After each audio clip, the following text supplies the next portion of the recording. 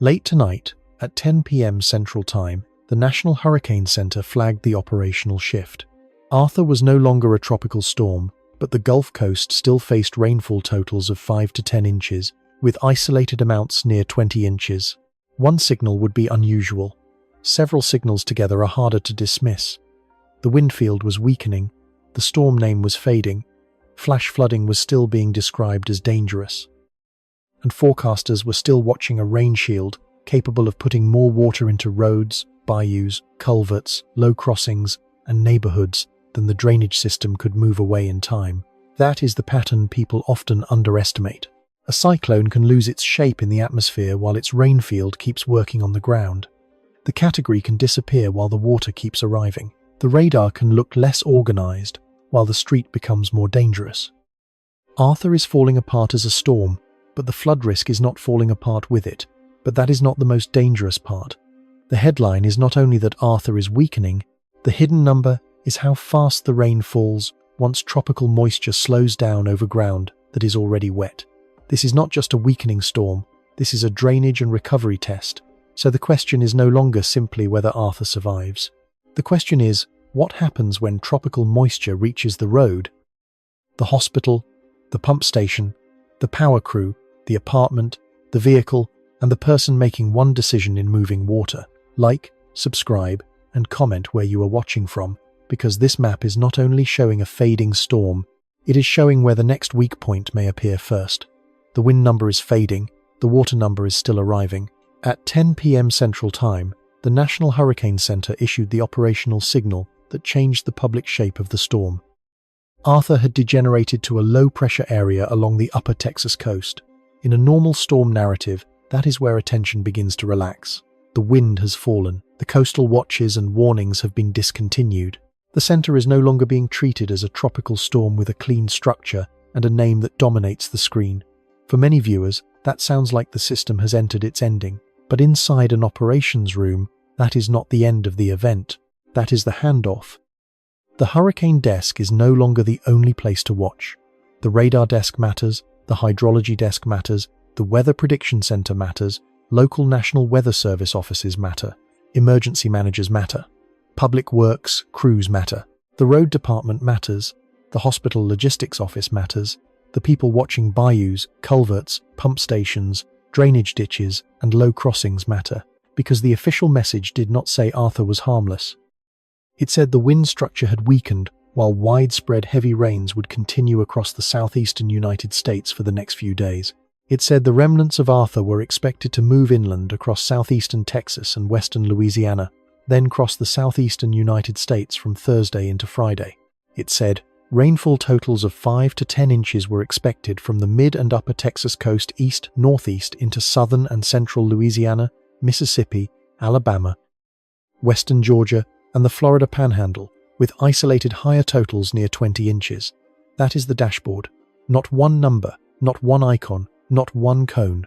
A storm that has lost tropical organization is still carrying tropical moisture through communities built around roads, pipes, canals, electrical corridors, medical access routes, and work schedules. On their own, these signals could be treated separately. A discontinued coastal warning could be filed under improvement. A 35-mile-per-hour wind number could be filed under weakening. A rain forecast could be filed under local weather. A flash flood warning could be filed under short-term hazard. A saturated soil report could be filed under hydrology. Together, they describe one larger configuration. This is not just a weakening storm, this is a drainage and recovery test. The first light on the board is the wind light, and it is dimming. Arthur is no longer presenting itself as a classic tropical cyclone. The strongest winds are no longer the central story. Coastal water levels along parts of the upper Texas coast may remain elevated for a time, and rough surf and rip currents can still matter, but the main threat is shifting away from the beach line and toward the inland drainage network. That shift is easy to miss because television weather has trained people to watch the center. Where is the center? What category is it? What is the maximum wind? Has it made landfall? Did it weaken? Those questions are not wrong. They are incomplete. In a Gulf Coast rain event, the center can become less important while the rain field becomes more important. The storm can lose the structure that makes it look dangerous on a satellite image. while keeping the moisture that makes it dangerous on a street. That is why the second light on the board is rainfall. The National Hurricane Center still carried a heavy rainfall message after Arthur weakened. The Weather Prediction Center was watching the next phase, where slow-moving showers and thunderstorms could align along the Gulf Coast from the Houston area through Louisiana and toward Mobile. Rainfall rates of 2 to 3 inches per hour were possible in the stronger convection. That number changes the room. 2 inches in an hour does not behave like 2 inches across a full day. 3 inches in an hour is not simply a bigger shower. It is water arriving faster than many streets, ditches, drains, and small channels can move it away. The map shows rain. The system receives load. By early afternoon on the Weather Prediction Center clock, the problem had become more specific. Slow-moving storms were expected to become widespread along the Gulf breeze through the afternoon and evening. The environment was loaded with moisture. Precipitable water values were high for the date. Instability was available. Storms were developing along a boundary where air was coming together near the coast. That sounds technical, but the street version is simple. The atmosphere had enough moisture to make heavy rain. It had a trigger to keep forming storms. It had weak enough motion for some of those storms to move slowly. And it had ground that, in many areas, had already taken far more rain than normal during the previous week. The third light on the board is soil. A dry landscape can absorb part of a rain burst before runoff takes over. A wet landscape cannot. Once the upper soil is filled, water stops disappearing into the ground and starts moving sideways. It runs off roofs. It runs down driveways. It runs across parking lots. It finds the gutter. It finds the ditch. It finds the storm drain. If those pathways are blocked, undersized, or already full, it finds the road. That is when a forecast becomes a dispatch problem. A public works crew is not looking at Arthur the same way a satellite analyst looks at Arthur. The crew is thinking about where debris has collected against grates, which underpass floods first, which pump station has had maintenance problems, which ditch line is already high, which subdivision has poor outflow, which school access road drops into a shallow bowl, which ambulance route crosses a low section. The fourth light is roads. Roads are usually treated as static objects on a map. In a flood event, they become temporary waterways. The painted lane disappears first, then the curb disappears. Then the ditch and road become one surface.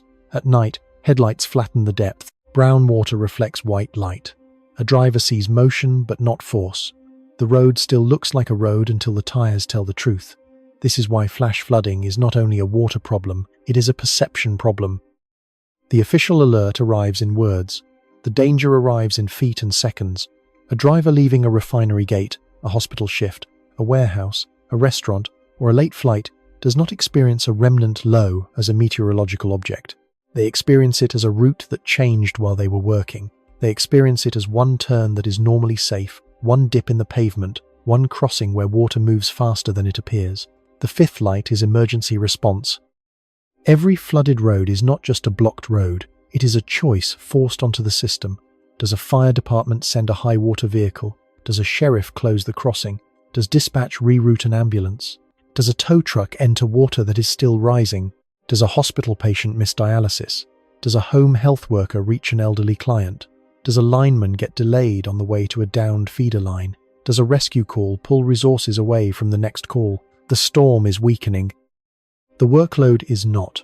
That is the operational contradiction at the center of Arthur. The public sees a fading named storm. The system sees many small tasks multiplying at once. A drainage crew clears a grate. A road crew places barricades. A local office updates a warning polygon.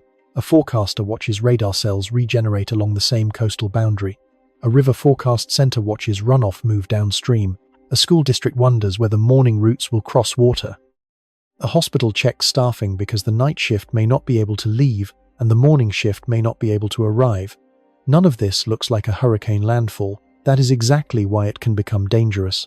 When a major hurricane approaches, many people understand the ritual. Fill the tank, board the windows, evacuate if ordered, move inland, track the cone, watch the surge maps, prepare for wind. But a weakening tropical storm remnant does not create the same psychological alarm. It sounds smaller, it sounds later, it sounds like yesterday's story, yet the water may still be working through the landscape tomorrow morning. The sixth light is time. Rainfall damage is not only about peak intensity, it is about duration, repetition, and recovery. If a storm drops heavy rain, then pauses long enough for drains to clear, ditches to fall, and crews to reopen roads, the system gets breathing room. If thunderstorms keep reforming over the same corridor, that breathing room shrinks. The Weather Prediction Center described the risk of regenerating and repeating rounds of convection. That phrase is important. A single storm cell may move on, but if the environment keeps producing new cells along the same boundary, the place underneath does not experience one storm. It experiences a sequence. That sequence is what breaks the calendar inside the day. Morning rain affects school traffic. Afternoon rain affects return commute. Evening storms affect shift change. Overnight rain affects visibility and rescue.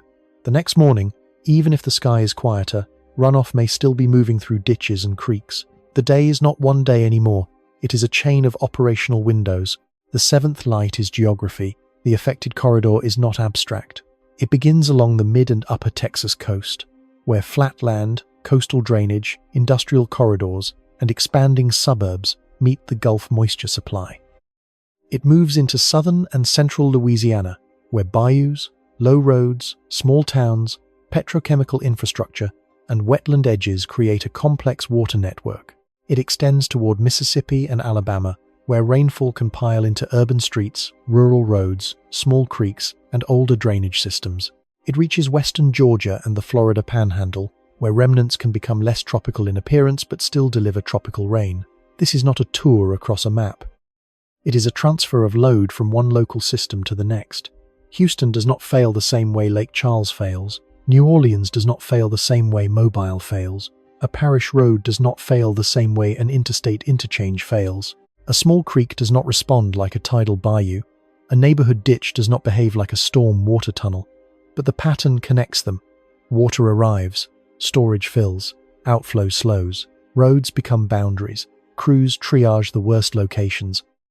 The public makes decisions with incomplete depth information. The eighth light is communications. An alert is only useful if it reaches the person before the decision point. Official language can say dangerous to life-threatening flash flooding. Local offices can issue warnings. The words can be accurate. The polygons can be justified. The rainfall estimates can be technically sound, but the body in the vehicle is operating on a shorter clock. The driver is not asking whether Arthur is post-tropical. The driver is asking whether the water ahead is shallow enough. The parent is asking whether school will open. The nurse is asking whether the bridge route is still clear. The store manager is asking whether staff can get home. The public works supervisor is asking which flooded crossing can be closed before someone reaches it. That is why this event belongs in an operations room, because the hazard is not only meteorological, it is logistical. The ninth light is infrastructure already under stress. After heavy rain, drainage systems do not reset instantly. Debris can clog inlets. Sediment can narrow culverts. Ditches can stay high. Pumps can run for long periods. Small creeks can remain swollen.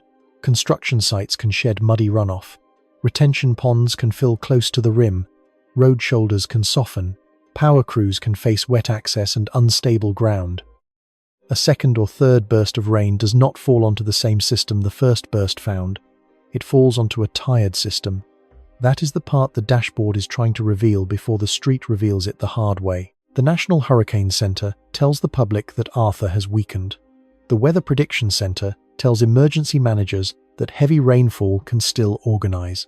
Local National Weather Service offices translate that into watches, warnings, forecast discussions, river statements, and public safety language. NASA's satellite view shows the cloud shield from above, but the operational story is completed from below, where every inch of rain becomes a movement through surfaces, pipes, channels, vehicles, and bodies. The day of Arthur is not the day a storm simply dies. It is the day responsibility moves.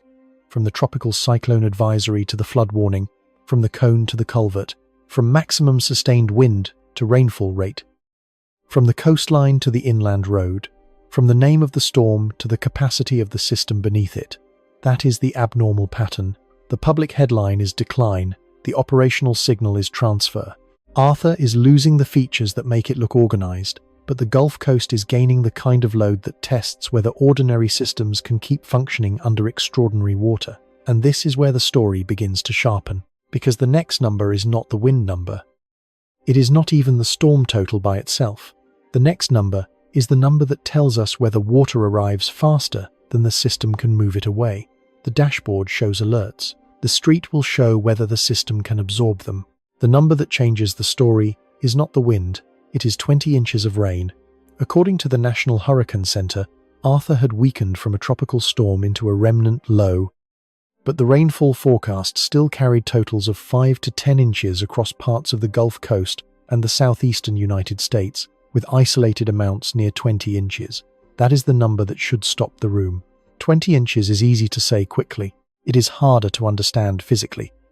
20 inches of rain is a little more than 500 millimeters of water. It is nearly 2 feet of water falling out of the sky before it ever reaches a ditch, a street, a culvert, a yard, a roof, a parking lot, or a bayou. It is not a neat number sitting on a weather graphic. It is a mass of water looking for a path downhill, and the Gulf Coast is built around paths downhill. A house roof becomes a collector. A driveway becomes a channel. A parking lot becomes a sheet of runoff. A roadside ditch becomes a temporary river. A storm drain becomes a narrow throat. A culvert becomes a gate. A low road crossing becomes a question. Can the water leave fast enough? That is what the headline number is really asking. The number is not just rainfall, it is a drainage system being pulled out of position. To understand why, take the forecast off the map and put it onto one block. Imagine a neighborhood along the Gulf Coast where the ground is already wet from previous rain. The soil has taken what it can take. The grass is soft. The ditch has standing water in it before the next band arrives. Leaves and small branches have collected near the drain inlet. The street slopes gently, but not steeply enough to clear fast when rain begins falling hard. Now put 5 inches of rain on that block. The water runs off the roof. It moves down the gutter. It splashes into the yard. It finds the driveway. The driveway sends it toward the street. The street sends it toward the low side of the neighborhood. The ditch rises. The drain inlet pulls water down until debris catches against the grate. The pipe below the street may still be open, but the opening is smaller now. Water begins to stand at the curb. Now put 10 inches of rain on that same block. The curb is no longer a boundary. The street is no longer just a street. The ditch and the lane begin to merge. The water does not need to be deep everywhere to be dangerous. It only needs to be deep where a person must pass. A car can reach a flooded dip before the driver understands that the road has changed shape. Now imagine isolated amounts near 20 inches. At that point, the issue is not whether it is raining hard. The issue is whether the built environment has any remaining storage left. The yard is storage until it saturates. The ditch is storage until it fills. The retention pond is storage until it reaches its rim. The storm drain is capacity until the inflow exceeds the pipe. The road is transportation until water claims it as overflow space. The same rain total looks different depending on where it lands. 20 inches over open marsh is not the same as 20 inches over a dense subdivision. 20 inches over flat coastal clay is not the same as 20 inches over sandy soil. 20 inches falling slowly over several days is not the same as 20 inches delivered in repeated bursts. 20 inches upstream of a city is not the same as 20 inches directly on its streets. That is why rainfall is not only a weather number, it is a design question. Every drainage system is built around assumptions. How much water is expected to arrive, how fast it is expected to arrive, how much can be held, how much can be moved, how much overflow can the streets tolerate before access fails, how quickly can crews remove debris, how high can canals, bayous and creeks rise before downstream flow slows the entire network. Arthur is testing those assumptions after losing the appearance of a more dangerous storm, that is the trap. The wind number tells people what Arthur is no longer doing. The rain number tells us what Arthur may still do. A maximum sustained wind near 35 miles per hour is not usually the number that empties highways or dominates national coverage. It does not carry the same visual power as a major hurricane category.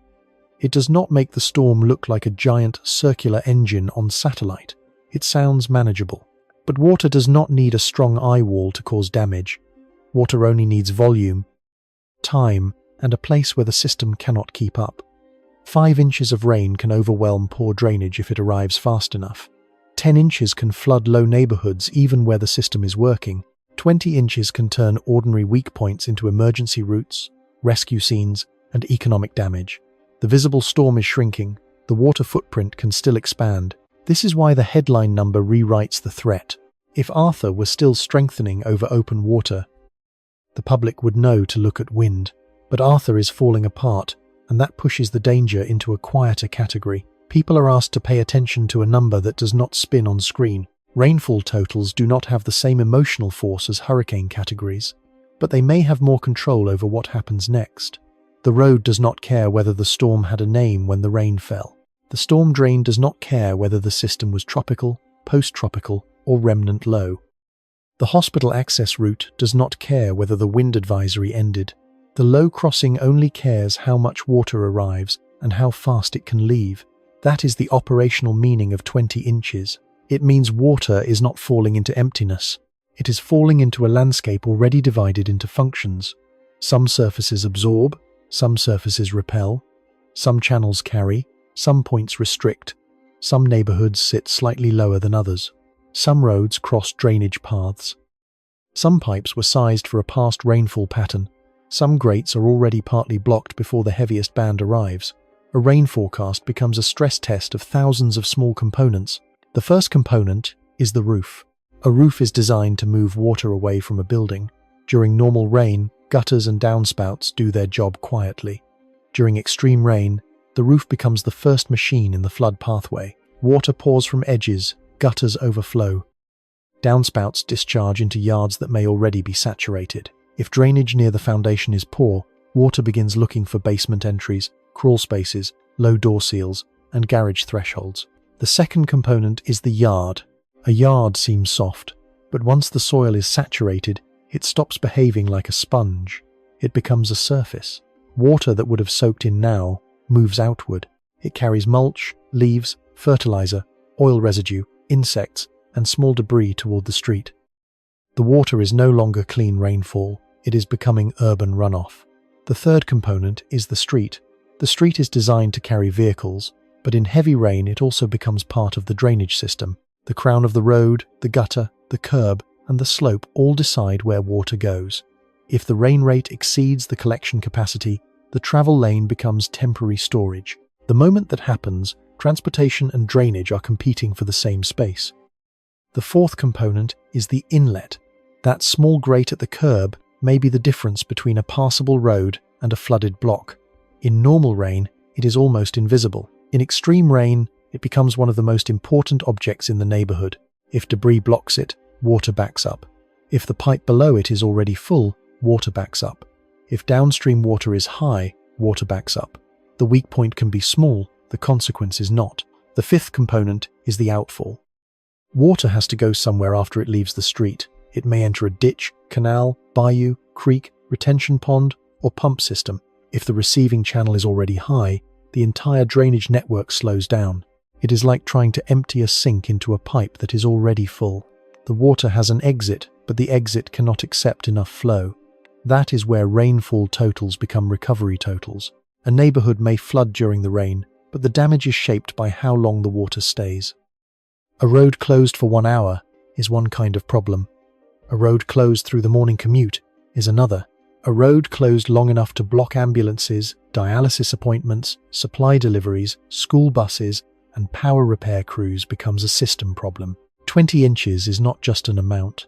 It is time stolen from recovery. It means more hours of crews checking barricades, more hours of families watching water at the door, more hours of businesses unable to reopen, more hours of emergency managers deciding which call is most urgent, more hours of drivers trying to understand whether the route they used yesterday still exists today. The rain number also changes after dark. In daylight, standing water has edges. At night, those edges disappear. A flooded street under headlights can look smooth. A driver may see reflection instead of depth. They may not see the ditch beside the road. They may not know the pavement drops slightly after the intersection. They may not know flowing water has already undercut the shoulder. That is why flood risk is not only measured in inches, it is measured in decisions made with bad visibility. The forecast number enters the public through language, 5 to 10 inches, isolated near 20, dangerous flash flooding possible. Those words are accurate, but the body receives them differently. A person does not imagine 500 millimeters of water, they imagine rain. They imagine inconvenience. They imagine delay, they imagine a route they have driven before, but the route is not the same route once water starts using it. That is the difference between a weather event and a systems event. A weather event happens in the atmosphere. A systems event happens when the atmosphere reaches the built world and forces it to choose. Which road closes first? Which neighborhood drains last? Which pump runs longest? Which crew gets delayed? Which hospital entrance remains passable? Which household can leave and which one cannot? The National Hurricane Center number is the official warning at the top of the chain, but the real meaning of that number is written at the bottom in gutters, culverts, grates, intersections, and low crossings. This is why a weakening storm can still produce a rising threat. Arthur's wind field may no longer define the event. Its rainfall footprint may. The center may no longer be the story. The water path may be. The storm may be losing its tropical identity, but the drainage network is just beginning to receive the test. And this is where the headline number reaches its limit. 20 inches can shock the viewer. 500 millimeters can translate the scale. Comparisons can make it visible. Roofs, roads, ditches, drains, and bayous can show where the water goes. But totals do not explain everything. A city can sometimes handle a large amount of rain if it arrives slowly enough. The same city can fail under a smaller amount if it arrives too quickly. The total tells us how much water may fall. It does not tell us whether the system gets time to breathe. That is the next clue. The hidden number is not the storm total. It is the hour. The hidden number is the hour, not the day, not the storm total, not the name of the system. The hour. A forecast of 5 to 10 inches can sound like a large bucket spread across time. A forecast of isolated amounts near 20 inches can sound like the biggest number in the room. But the Weather Prediction Center was watching something more operational than the final total. It was watching the possibility of rainfall rates near 2 to 3 inches per hour in slow-moving storms along the Gulf Coast. That is where the damage story changes. The visible number makes the headline, the hidden number writes the damage. A drainage system can sometimes survive a large total if the water arrives in spaced pulses. Rain falls, gutters fill, ditches rise, then the rain eases.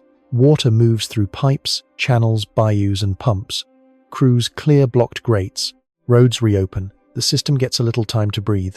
But when 2 or 3 inches fall in a single hour, the question becomes different. It is no longer how much rain will fall before the event ends.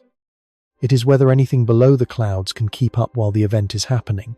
That difference matters because infrastructure does not respond to totals the way a weather graphic displays them. A graphic can add rainfall from beginning to end. A storm drain cannot wait for the final number. It has to handle the water in the moment it arrives. A culvert has to pass flow during the burst.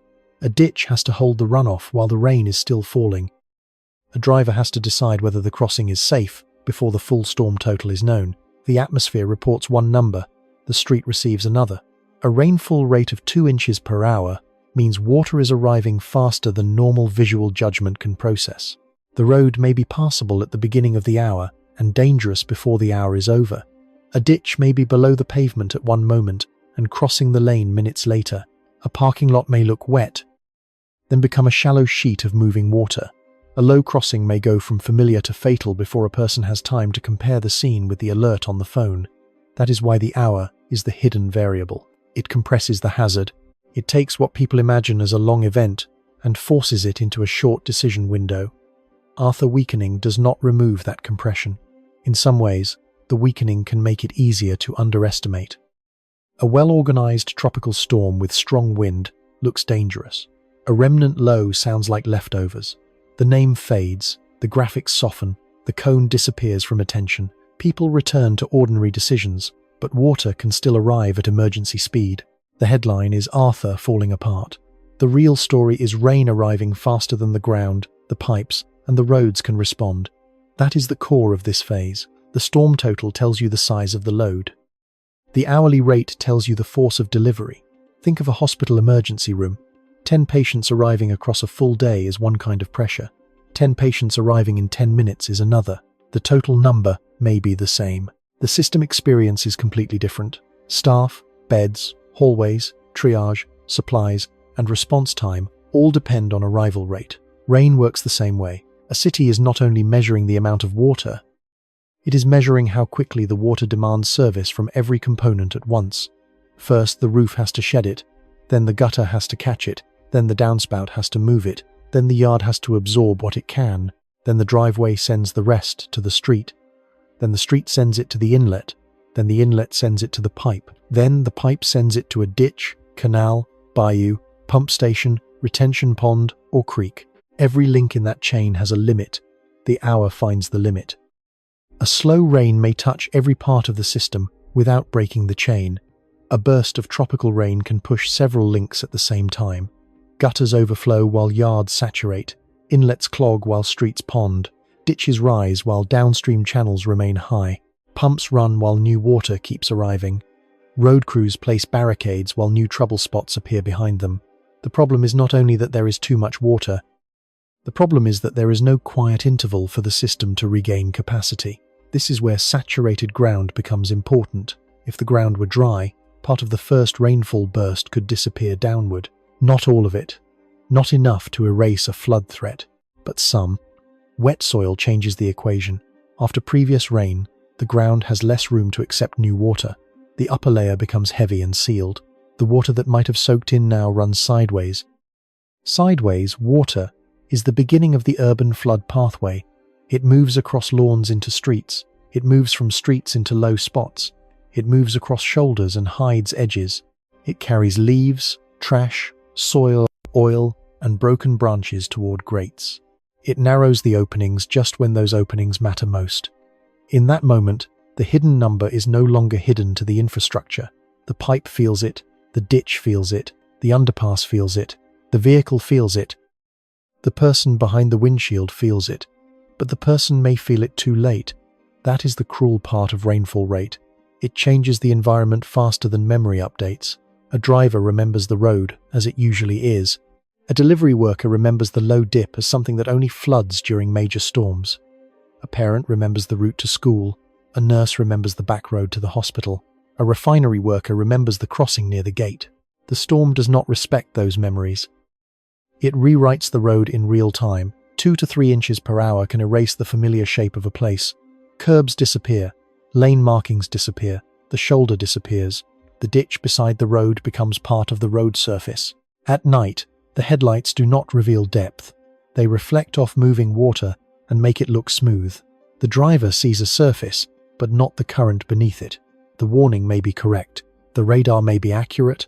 The forecast discussion may be precise.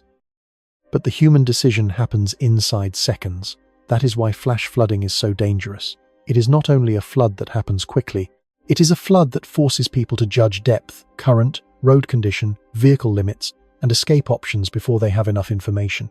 The visible number gives the public a forecast. The hidden number gives the public a trap.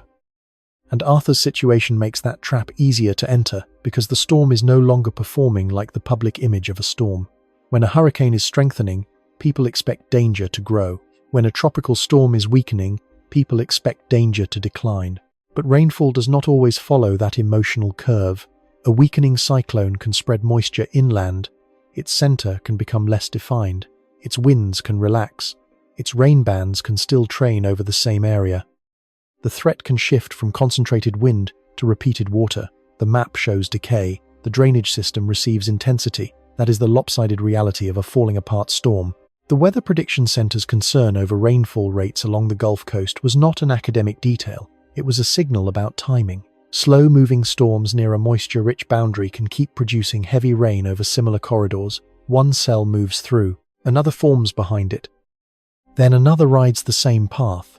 The radar may show motion, but the ground underneath experiences repetition. This is called training. The image is simple. Train cars pass over the same track one after another.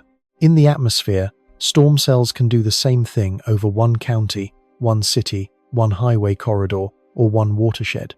The total rises quickly because the same area is hit again and again. Training turns the hour into a sequence. A road that survived the first burst may not survive the second. A ditch that held the first round may spill during the next. A drain that was partly blocked may become fully blocked once debris collects. A creek that rose slowly may suddenly begin filling from many small inflows at the same time. This is how hidden damage forms. Not all at once, not always in a dramatic wall of water. Sometimes it begins as 1 inch of water at the curb, then a second inch, then flow across the lane, then a stalled vehicle, then a blocked intersection, then a delayed ambulance, then a rescue call, then another road closure that forces more traffic toward a different low spot. The hour creates the first failure. The network spreads it. That is why the hidden number changes who is at risk first. The first person at risk may not be standing on a beach. They may be driving home from a night shift. They may be crossing a low road because the main route is backed up. They may be checking on a parent. They may be delivering food. They may be a public works employee trying to reach a clogged inlet. They may be a paramedic taking the longer route because the usual road is underwater. The first system at risk may not be a giant piece of infrastructure. It may be one undersized culvert, one blocked storm drain, one underpass, one road dip, one pump intake with debris against it. One neighborhood outflow that cannot discharge because the receiving ditch is already high. The weak point is small, the load is not, and the hour decides when that small point becomes visible. This is why official language about dangerous flash flooding should not be treated as background noise. It is not just a safety phrase added to a forecast, it is a description of a timing problem. Water may arrive before warning turns into action. Water may rise before barricades are placed. Water may cover the road before the driver realizes the pavement is gone beneath it. The danger is not only rainfall, it is rainfall repeated over time without enough recovery between bursts. This is not just a weakening storm, this is a drainage and recovery test. Recovery is usually imagined after the storm, but during a flood event, recovery is happening minute by minute. A drain recovers when flow drops. A road recovers when water moves off the pavement.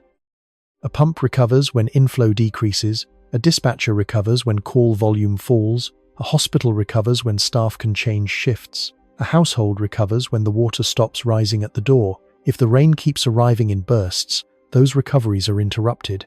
That is the system pattern hidden inside the hour. It is not enough to ask whether Arthur is still a tropical storm. It is not enough to ask whether the wind is still dangerous. It is not enough to ask how much rain may fall by the end. The sharper question is whether the Gulf Coast systems receiving that rain will get enough time between bursts to move water away. The storm total is the size of the problem. The rainfall rate is the clock, and the clock is unforgiving. A city can prepare for water it sees coming slowly. It can close roads, stage crews, clear inlets, move vehicles, open shelters, and warn neighborhoods.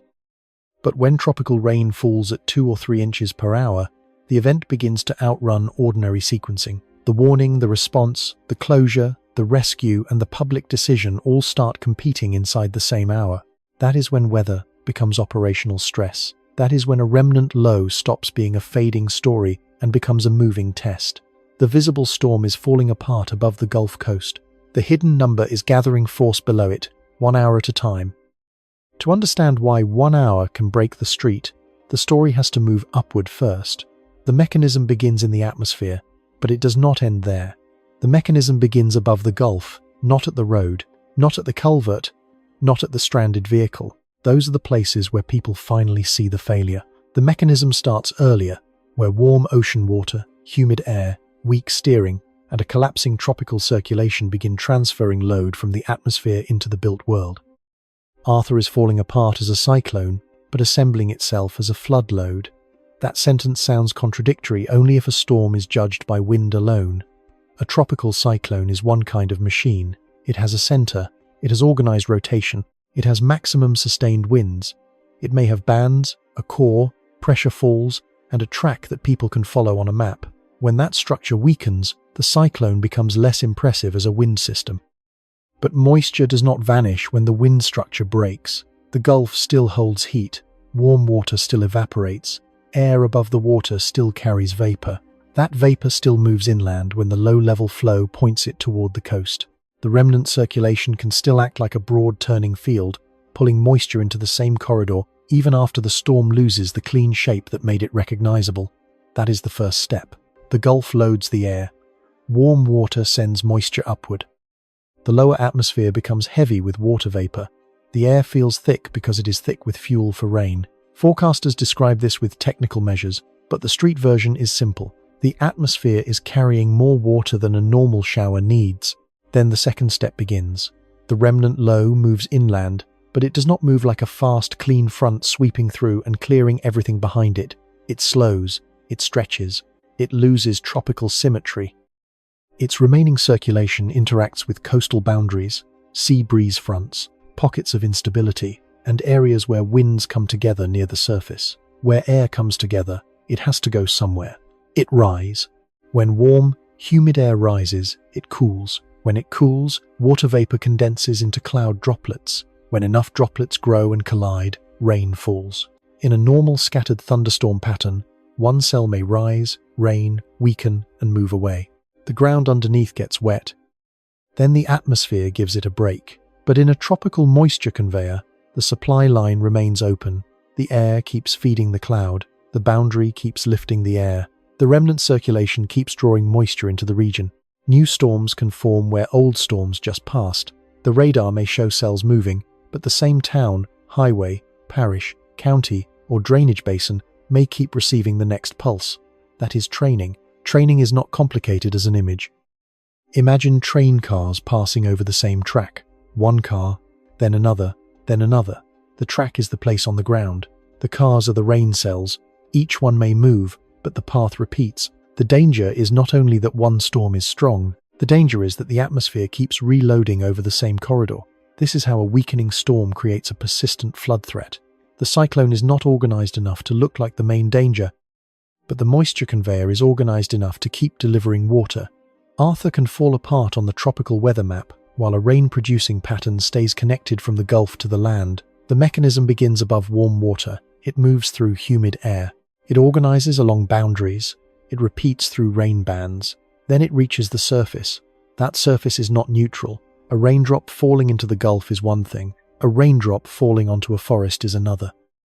A raindrop falling onto a roof, a highway, a subdivision, a refinery access road, a hospital parking lot, or a concrete drainage channel is something else entirely.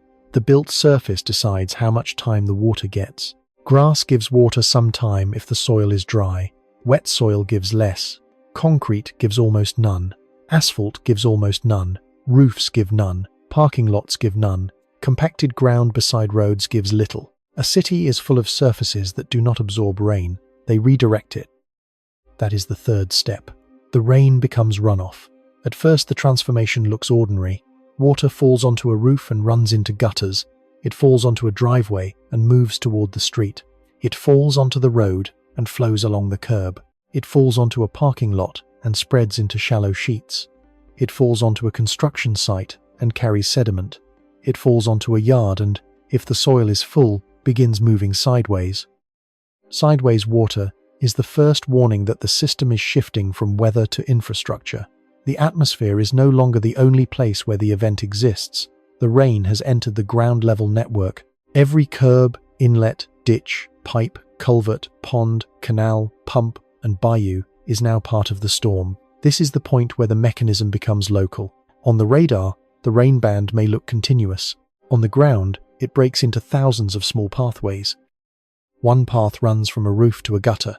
One runs from a driveway to a curb. One runs from a parking lot to a drain inlet. One runs from a ditch to a culvert. One runs from a neighborhood pond to a channel. One runs from a channel to a bayou. One runs from a bayou toward a river or the Gulf. Every pathway has a width. Every pathway has a slope. Every pathway has an entrance.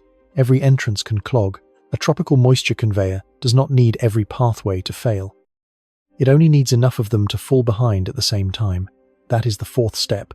Capacity begins to disappear. A storm drain is not a hole into infinity. It is an opening into a pipe. The pipe has a size. The pipe has a slope. The pipe has bends, joints, sediment, and an outlet. If the outlet is high because the receiving ditch is full, the pipe cannot move water as quickly. If leaves and debris block the inlet, the water cannot even enter properly. If the rain rate exceeds the pipe capacity, the road becomes storage. A ditch is not empty space. It is a channel with banks. If it already holds water from earlier rain, it has less room for the next burst. If vegetation slows the flow, water backs up. If a culvert downstream is undersized, the ditch rises from behind. If the receiving channel is high, the ditch drains slowly. A retention pond is not a solution by itself. It is a temporary storage basin. It works when there is enough empty volume and enough controlled outflow. If the pond is already high, it has less room. If the inflow arrives too fast, the pond rises toward the edge. If the outlet is blocked or overwhelmed, the neighborhood around it starts to feel the pressure. A pump station is not a guarantee. It has capacity. It needs power. It needs intake flow. It needs discharge space. It can be slowed by debris, mechanical trouble, high downstream water, or inflow that exceeds what it was designed to move. This is why the phrase heavy rain is not specific enough. The mechanism is not rain falling. The mechanism is water being routed through a system with limits. Arthur's moisture does not simply touch the Gulf Coast. It enters the drainage architecture of the Gulf Coast. It enters places designed for yesterday's ordinary rain and asks them to handle today's tropical bursts. It enters communities where development has added roofs, roads, parking lots, and compacted surfaces faster than older drainage lines can always absorb. That is the fifth step. The drainage problem becomes a road problem. Roads are often the overflow space of last resort. When pipes and ditches cannot move enough water, it spreads across pavement. At first, that may be intentional in some designs. Streets can carry shallow water briefly during heavy rainfall, but the line between manageable street ponding and dangerous flooding is thin. The road is safe when the driver can see the lane, understand the depth, and maintain contact with the pavement. The road becomes dangerous when water hides the lane, hides the ditch, hides the shoulder, hides the drop-off, or begins moving with enough force to push the vehicle. A car is heavy until water lifts it. A truck is capable until the driver misjudges depth. A familiar route is familiar until the drainage system changes its shape. That is the sixth step. The road problem becomes a rescue problem. Once a vehicle stalls in water, the event changes category again. It is no longer only hydrology, it is emergency response. Someone calls for help. Dispatch has to locate them. A crew has to reach them. Another road may be flooded. A high water vehicle may be needed. A barricade may have to be placed. Other calls may be waiting. The same rain that trapped one vehicle may be blocking the rescuers from reaching it. A flood event multiplies by forcing movement through the same damaged network. That is the hidden operational loop. The water blocks roads. Blocked roads delay crews. Delayed crews leave more time for water to rise, debris to collect, and people to make bad route decisions. Each new closure pushes traffic toward another route. That route may have its own low point. The system does not fail everywhere. It fails in the places everyone suddenly needs. The seventh step is the hospital. The mechanism does not stop at the road because people do not stop needing care during heavy rain. Dialysis patients still need treatment. Pregnant patients still need access. Emergency rooms still receive trauma, cardiac symptoms, respiratory distress, and flood-related injuries. Staff still need to change shifts. Ambulances still need passable routes. Power systems still need backup. Supply deliveries still depend on roads. A storm that looks weaker on the tropical map can still pressure a hospital by making time unreliable. A 10-minute route becomes 30. A 30-minute route becomes closed. A nurse scheduled to leave cannot leave. A replacement cannot arrive. A patient who waited too long now arrives in worse condition. A rescue call that should have been simple becomes complicated because water changed the road network. This is how the atmosphere reaches medicine, not as a graph, as delay, as missed access, as strain on staff, as a wet floor in an entrance, as an ambulance rerouted around a flooded underpass, as a family choosing whether to drive through water because someone inside the house needs help. The eighth step is power. Flooding does not have to knock out the grid by wind alone. Water changes access. It softens ground around poles. It slows repair crews. It blocks substations and neighborhood equipment in vulnerable places. It can push debris into areas where crews need to work. Even when electrical equipment itself is not flooded, the roads to reach it may be. A line crew delayed by water is still a grid problem. A transformer that cannot be safely reached is still a neighborhood problem. A backup generator that depends on fuel delivery is still a road problem. The systems are connected because they all share the same surface. The ninth step is recovery. Recovery does not begin after the last raindrop. It begins every time the system tries to regain capacity. A ditch recovers when water drops. A road recovers when the lane clears. A pump recovers when inflow slows. A dispatch center recovers when call volume falls. A family recovers when it can move a car, check a neighbor, call insurance, clean a room, or get to work. But repeated tropical rain interrupts recovery. The first burst fills the ditch. The second burst arrives before the ditch drains. The first road closure forces traffic around. The second road closure cuts the detour. The first rescue uses a crew. The second call arrives before the crew clears. The first power issue slows a neighborhood. The second delay reaches a business or medical facility. That is why Arthur is not just a storm losing structure. It is a load arriving in pulses. The official categories describe the atmosphere. The consequences move through the ground. This mechanism has a name if you look from above. It is tropical moisture interacting with a remnant low and slow-moving convection. It has another name if you look from below. It is too much water arriving too quickly for the drainage and recovery system to keep pace. Both descriptions are true, but only one tells you why the danger can rise while the storm weakens.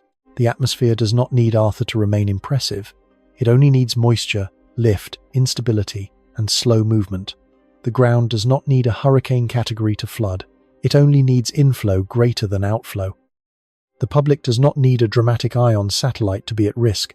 It only needs one flooded decision point between a person and safety. That is the mechanism, from Gulf water into humid air, from humid air into rain bands, from rain bands into saturated ground, from saturated ground into runoff, from runoff into drains, from drains into roads, from roads into vehicles, from vehicles into rescue, from rescue into hospitals, from hospitals into the larger recovery system. By the time it becomes visible as a flooded street, the system is already carrying load. That is why the next part cannot stay in the clouds. The mechanism begins in the atmosphere, but it does not end there. It enters one person's night, one familiar route, and one moment when water makes the decision before the driver does. The body does not experience a weakening storm as a category. It experiences it as water where a road used to be.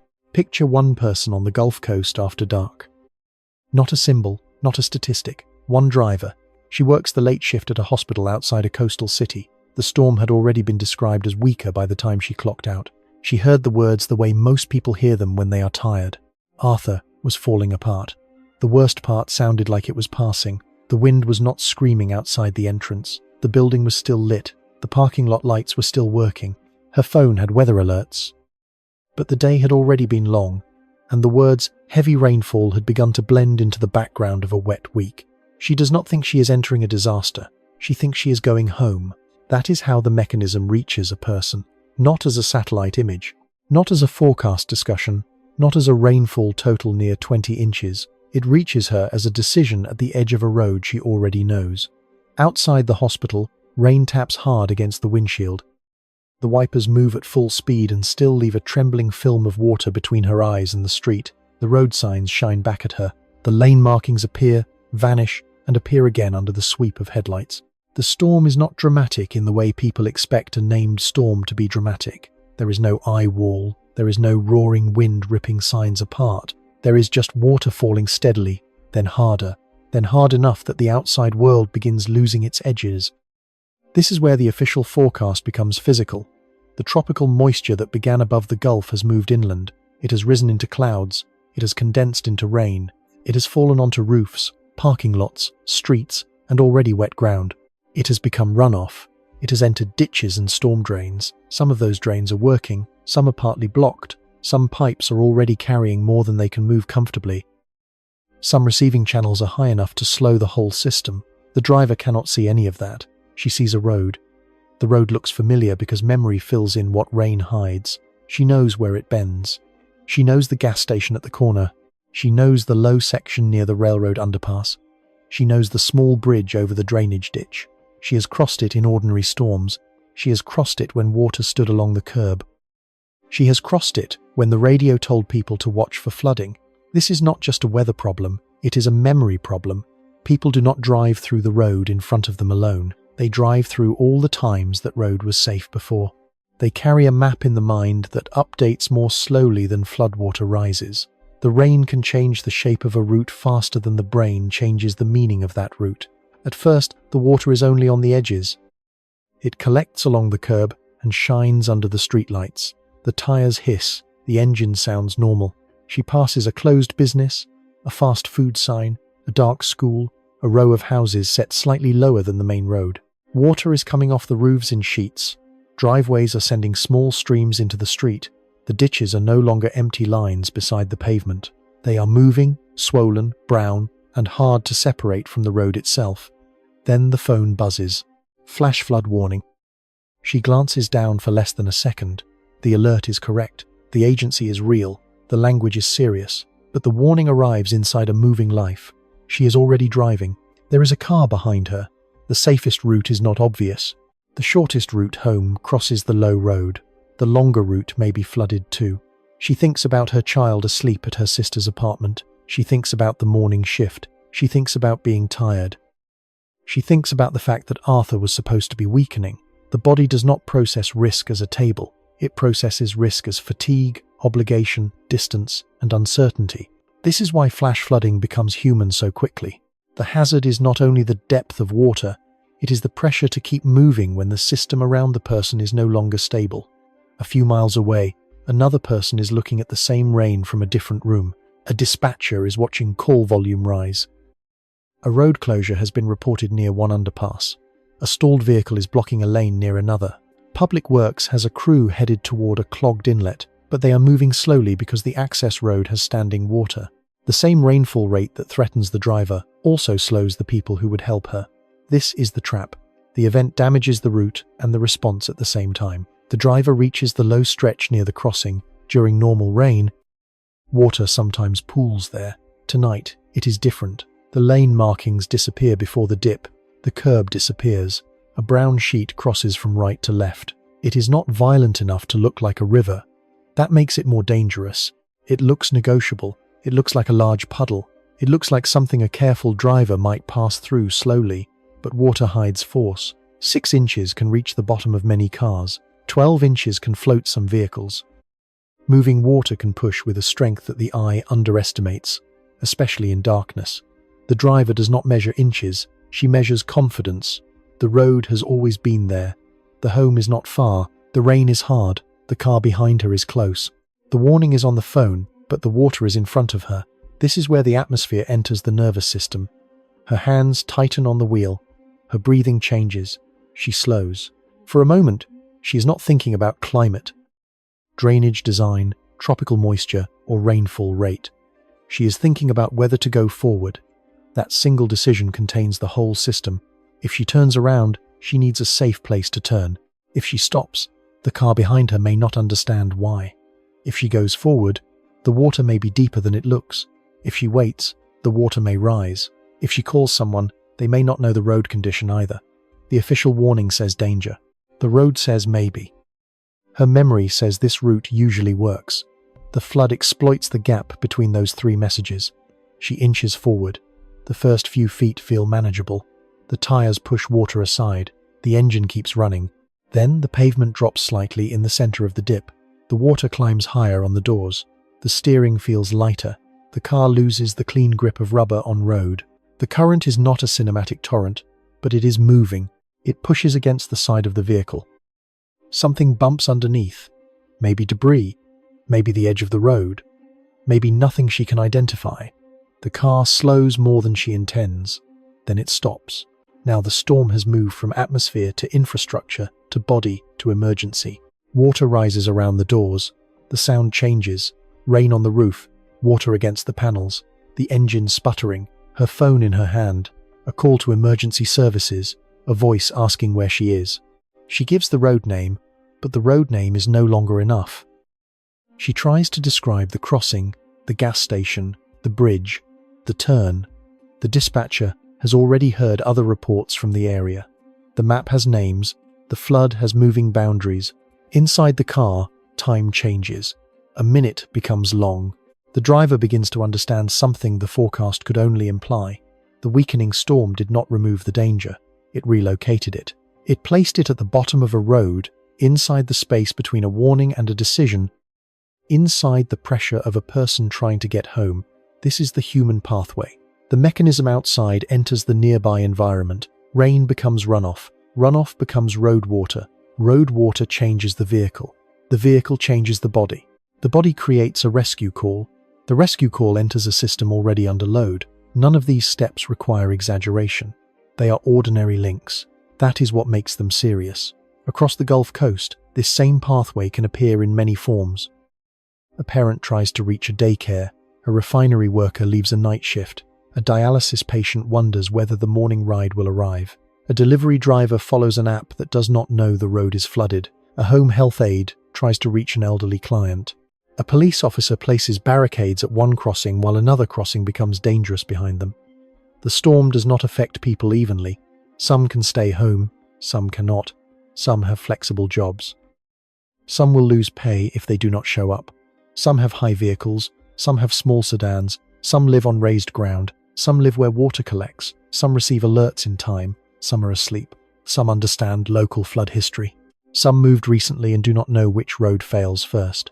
The water finds those differences. It finds the person with the least room for error. This is why the phrase "people are affected" is too weak. People are not affected in general. A specific person is put into a specific place at a specific time with incomplete information. The storm enters the hour when they must decide. The driver waits in the stalled car.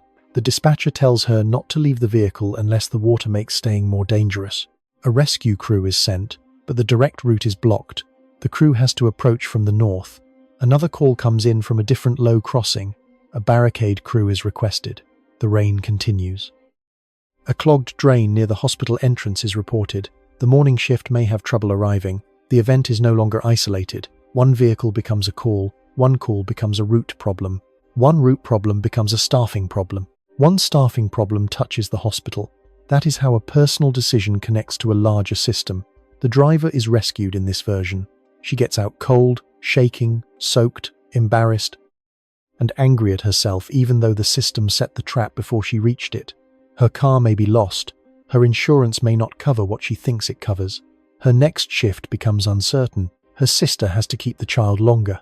A tow truck may not reach the vehicle until the water drops. The road remains closed for others.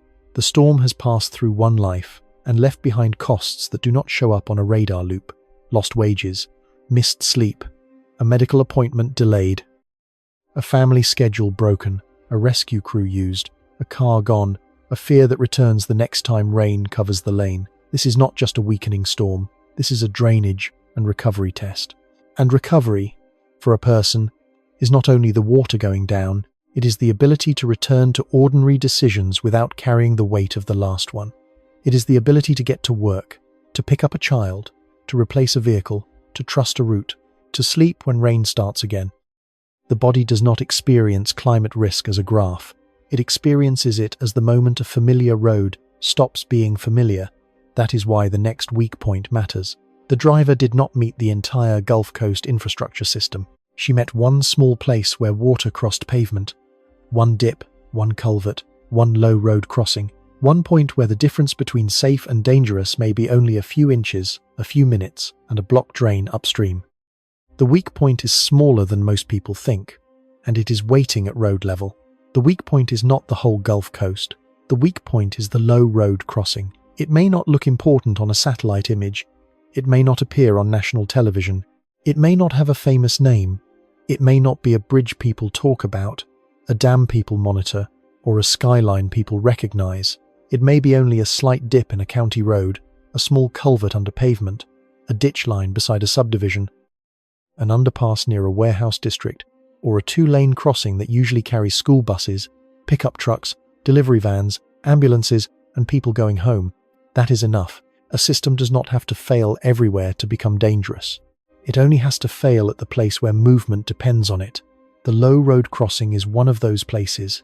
On a normal day, it is almost invisible. A driver barely notices it. The road drops slightly, crosses a drainage path, then rises again. Under the pavement, a culvert may carry water from one side to the other. Beside it, a ditch may guide runoff toward a larger channel. A small creek may sit below the roadbed. In dry weather, the crossing feels ordinary because the water is where the design expects it to be, below the road, away from the tires, inside the channel. The crossing works because three things are true at the same time. The rain is limited enough. The upstream flow is small enough. The downstream outlet is open enough. When those three conditions hold, the culvert can move water under the road while the road keeps moving people over it. That is the bargain. Water below, people above. Flooding breaks that bargain. Arthur's remnants threaten the crossing not because the wind is extraordinary, but because the water load can arrive faster than the small system can pass it. Heavy rain falls across roofs, yards, parking lots, industrial pavement, fields, shoulders, and already wet soil. That water does not stay where it falls. It begins to gather. Small flows join larger flows. Ditches rise. Side channels feed creeks. The water that normally slips through the culvert becomes a wider, heavier, faster-moving volume. Then the crossing begins to lose its margin. First, the ditch rises close to the pipe opening. Then debris collects against the culvert face. Leaves, branches, plastic bags, sediment, grass clippings, construction debris, and broken roadside material can narrow the flow. The pipe may still exist, but its useful opening is smaller. Upstream water begins to back up. The road is still visible, drivers still pass. But the system has already changed. The failure begins before the road closes. That is the part people rarely see. A low crossing does not go from safe to dangerous in one dramatic moment. It moves through stages. Water below the bank, water at the bank, water touching the edge of the pavement, water crossing one lane, water hiding the center line, water moving across both lanes, water deep enough to stall a car, water strong enough to push it. The eye may only notice the last two stages. The infrastructure felt every stage before that. This is why the weak point is so dangerous. It sits at the intersection of hydrology and human habit. The crossing is designed as both a water passage and a human passage. During ordinary rain, those two uses can coexist. During extreme rain, they compete. Water needs the lowest path. The road is often the lowest path. People need the same path to get to work, school, medical care, food, family, and safety. When water claims the crossing, the road network loses a joint. One joint may sound small, but networks depend on joints. Think of a hand.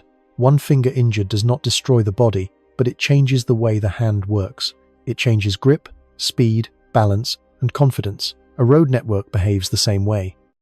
One low crossing closed in the wrong place can redirect traffic to another route. That route may have its own low point. More vehicles gather there.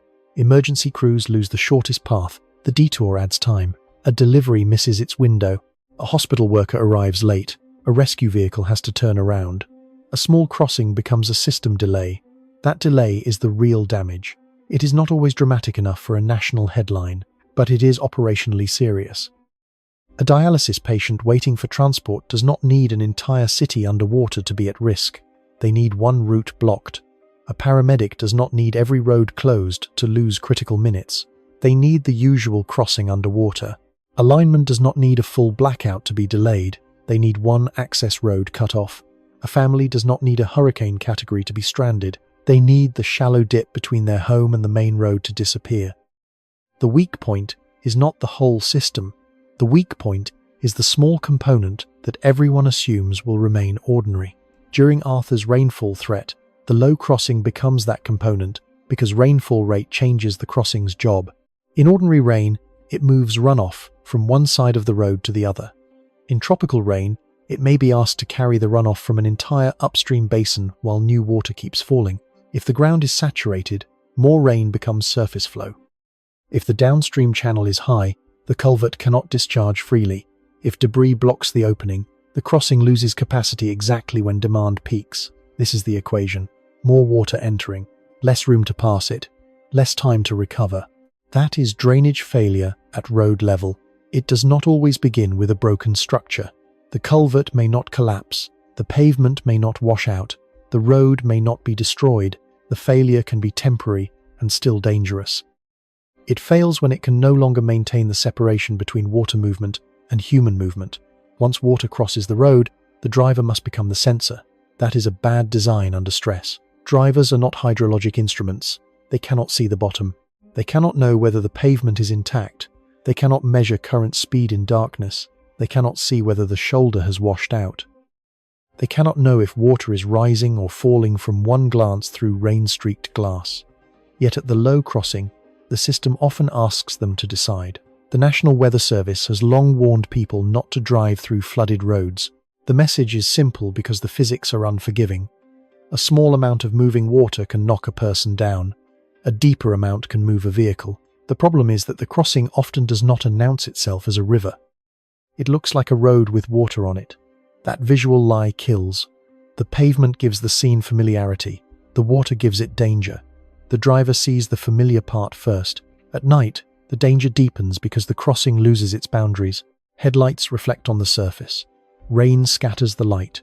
Brown water hides the lane, the curb, the ditch, and the drop. The depth may increase toward the center, where the road dips. The current may be stronger near the culvert, where water is trying to force itself through a constriction. The vehicle may enter slowly and still lose traction. The engine may stall. The doors may become difficult to open. The driver may wait too long because the situation did not look like a disaster when it began. This is how the low crossing turns rainfall into emergency response. First, the water covers the road. Then a vehicle stops. Then someone calls for help. Then dispatch has to decide which crew to send. Then responders have to reach the scene through the same flooded network. Then another road may be closed behind them. Then the stalled vehicle becomes debris in the water path. Then a barricade is needed. Then traffic shifts. Then another crossing receives more vehicles. The failure spreads by rerouting decisions. A low crossing is not only a place where water crosses a road, it is a place where the whole transportation network can be forced to reveal its lack of spare capacity. The people who depend on it are not abstract. A night shift nurse depends on it. A warehouse worker depends on it. A school bus driver depends on it. A home health aide depends on it. A grocery delivery driver depends on it. A refinery crew depends on it. A sheriff's deputy depends on it. A family with one vehicle depends on it. A patient with a morning appointment depends on it. A power crew headed toward a feeder line depends on it. The crossing is small, but the dependency is wide. This is why infrastructure risk is often misunderstood. People imagine failure as collapse. A bridge falls, a dam breaks, a tower comes down. Those failures matter, but many flood disasters are built from less cinematic breakdowns. An inlet clogs. A culvert backs up. An underpass fills. A low road closes. A pump intake collects debris. A ditch overtops. A gravel shoulder washes away. A detour becomes the only path left. The system fails in pieces. Then people discover how much those pieces carried. A low crossing usually carries trust. People trust that the morning route will still be there. They trust that a familiar road remains familiar. They trust that the water is shallow because they have seen shallow water there before. They trust that if it were truly dangerous, someone would have barricaded it already. They trust that the car ahead made it, so they can too. Floodwater attacks every one of those assumptions. A barricade may not be placed yet because the road crew is responding somewhere else. The car ahead may have a higher clearance. The water may be rising between one vehicle and the next. The crossing may look the same from the edge, while the center is deeper. The pavement may be damaged under the surface. The current may be stronger than it appears. Trust becomes exposure, and exposure becomes load on the emergency system. For public works crews, the low crossing is not a single problem. It is a sequence of tasks. First, identify the crossing that is rising. Then send a crew. Then place barricades. Then clear debris if it is safe. Then watch whether the upstream water keeps rising. Then check the roadbed after water drops. Then remove the barricade only when the surface is safe. Then repeat the process at the next crossing. During a widespread tropical rain event, those tasks multiply. Crews do not have infinite people. They do not have infinite trucks. They do not have infinite barricades. They cannot be at every crossing before every driver. They must prioritize based on reports, known trouble spots, radar, rainfall estimates, and calls from the public. That means there is always a gap. The gap between water rising and a barricade arriving. The gap between the official warning and the local closure. The gap between the map and the windshield. Arthur's danger lives in that gap. The same is true for culverts. A culvert is a simple object until it matters. It is a pipe or box structure that lets water pass beneath a road, railway, driveway, or embankment. In normal conditions, it does quiet work. In a flood, it becomes a choke point.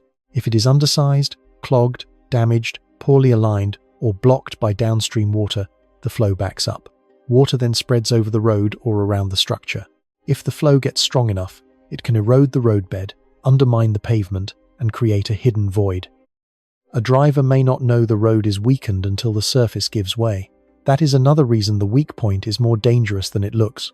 Floodwater does not only cover infrastructure, it can change it. It can eat away soil. It can lift pavement edges. It can move gravel. It can carve around culvert ends. It can pull material from beneath a shoulder. After the water drops, the road may still be unsafe, even if it looks open. Recovery is not simply waiting for water to disappear. Recovery is inspection. Recovery is repair. Recovery is deciding when trust can safely return. If the rain keeps coming in rounds, inspection is delayed. If more crossings flood, repair crews are spread thin. If roads stay closed, emergency routes remain longer. If neighborhoods stay cut off, small disruptions become economic pressure. A low crossing, therefore, connects three clocks. The rainfall clock, which measures how fast water arrives. The drainage clock, which measures how fast water can leave. The human clock, which measures how quickly people must decide. When those clocks fall out of sync, the crossing becomes the weak point. This is the heart of the drainage and recovery test. Not whether Arthur still looks impressive. Not whether the storm has a strong center. Not whether the wind number scares people. The question is whether small, ordinary pieces of infrastructure can absorb an abnormal water load without forcing dangerous human decisions. Because the Gulf Coast is full of these small pieces, drainage ditches behind subdivisions, culverts beneath rural roads, underpasses near industrial sites, access roads to hospitals, low approaches to bridges, neighborhood outfalls, pump station intakes, roads beside bayous. None of them carries the drama of a storm category. All of them can decide what the storm means in real life. The weak point is where the atmosphere becomes a local failure. The weak point is where rainfall rate becomes road closure. The weak point is where a remnant storm becomes a rescue call. And if that sounds like a small story, history says otherwise. Some of the deadliest and most costly tropical rain disasters were not remembered only for wind. They were remembered because water found these ordinary weak points again and again until the system could no longer pretend they were ordinary. History has already shown what happens when the name on the storm fades, but the water keeps moving. This is not speculation. A version of this mechanism has already left evidence behind. The Gulf Coast has seen storms that weakened in name, while the water kept writing the real history on the ground. It has seen tropical systems lose the simple shape that makes people pay attention, then leave behind the kind of rain that turns ordinary streets into traps, ordinary culverts into choke points, and ordinary schedules into emergency decisions. The precedent is not a prophecy. Arthur is not Allison. Arthur is not Harvey. One storm should never be copied onto another, as if history repeats in a straight line. Every event has its own track, moisture field, timing, urban exposure, warning environment, drainage condition, and human pattern. But mechanisms can repeat, and the mechanism matters. A weakening tropical system can still carry deep moisture. A slow-moving rain shield can still train over the same region. Urban drainage can still be overwhelmed by rainfall rate. Low crossings can still become rescue points.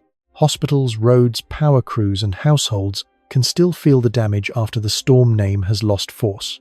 That is why the past belongs in this story. Not to scare, to calibrate. Start with Tropical Storm Allison in 2001.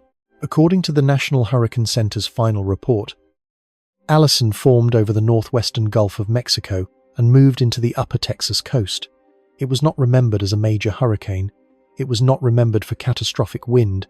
It was remembered for rain. In parts of southeast Texas, especially around the Houston region, rainfall totals exceeded 30 inches. The report recorded 41 direct deaths and damage measured in billions of dollars. The important part is not that Arthur is the same. It is not. The comparison is not scale. The comparison is pathway.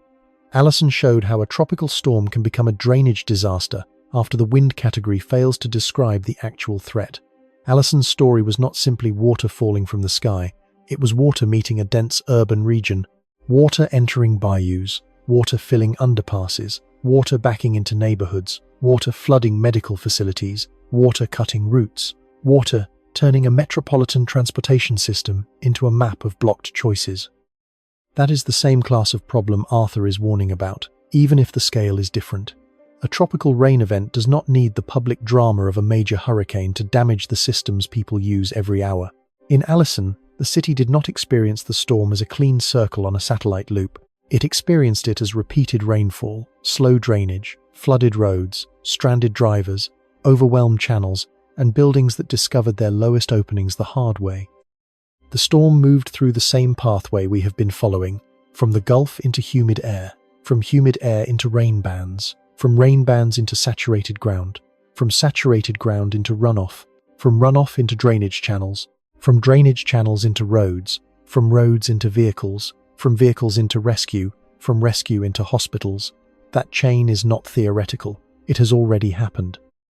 The lesson from Allison is not that every tropical storm remnant will become a historic flood. That would be a false claim. The lesson is that when the rainfall mechanism aligns with a vulnerable drainage environment, the wind label can become misleading. The storm may sound weaker than the system load it creates. That is exactly the mistake Arthur could invite. The public hears falling apart. The water keeps arriving. Now move to Harvey in 2017. Harvey was a different event. It made landfall as a major hurricane. Its wind and surge threats were serious. Its scale was extreme. But the reason Harvey became a defining Gulf Coast disaster was the rainfall. According to the National Hurricane Center's final report, Harvey produced the largest tropical cyclone rainfall event on record in the United States, with a peak storm total above 60 inches near Nederland, Texas. Again, Arthur is not Harvey. That distinction matters. Harvey was larger, stronger, slower, and historically extreme. It should not be used as a simple comparison to every Gulf rain event. But Harvey proves something that applies beyond Harvey itself.